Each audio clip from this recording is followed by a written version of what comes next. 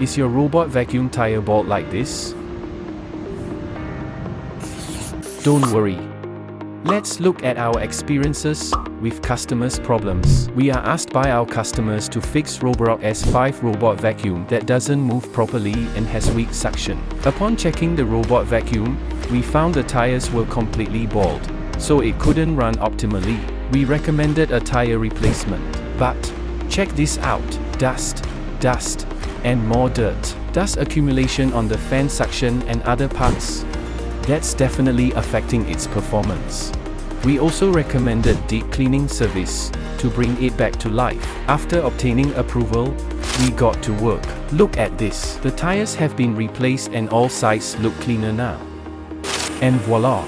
It can work at maximum performance again.